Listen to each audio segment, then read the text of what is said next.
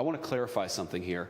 The reason I have been known to get a sofa Godzilla erection when I walk by a couch cushion sale on display in the store on Broadway Avenue has everything to do with my redneck heritage. You see the euphemism of the terminology around redneck. It refers to the neck of your dick where your dick head rests on when it's being squeezed so hard the blood in the arteries of your dick get obstructed and your blood just keeps pooling there to give off the red color. I do believe in the philosophy of applying rim job burning cream on your sphincter stinker when it has gotten out of hand and you've been to passionately rubbing a flint against it because you're imagining you're a horny, hairy, ancient bushman and you're about to make a campfire to roast your hairy nuts on.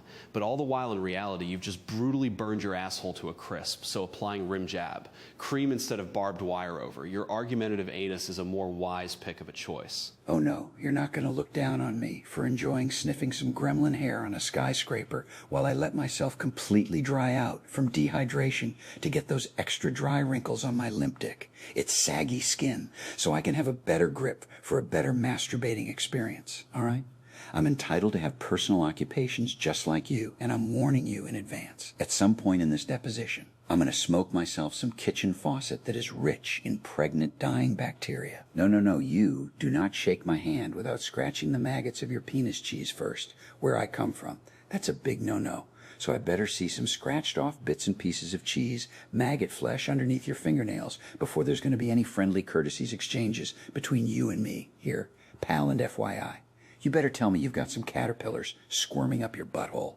You are restricted from taking a dump on my toilet. I better see them squirming your shit. So with that, I jerk off on Hansel and Gretel's breadcrumb scene.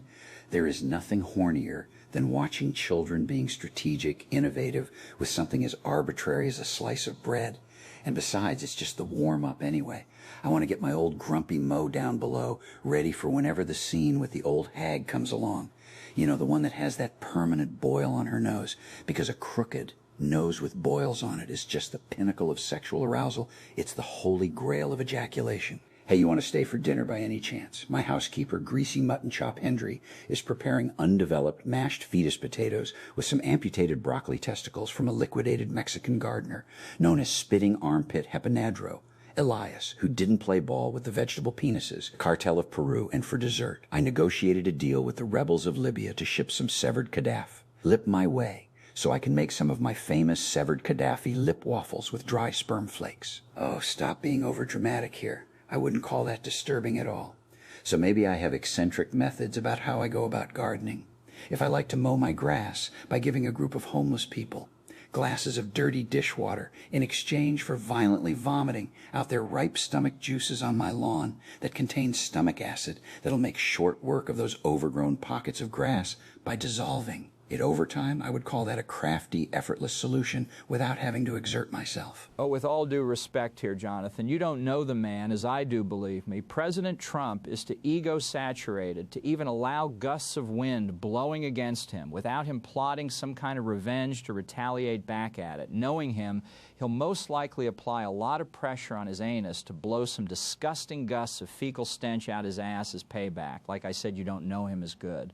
As I do, he doesn't care at all about the risk of him shitting his underpants in feces oblivion. At President Trump's cabinet meetings, I would never have the luxury of having my mind at ease at all, because my job is to provide safety advice. And coming up with safety advice in a room that is closed off with the president aggressively fuming the stank out of his pores like a gas dispenser on steroids, that's already mission questionable. But when he opens his oral gas chamber as well to ask a question, then it just became mission impossible. His breath is more lethal than any nerve agent out there.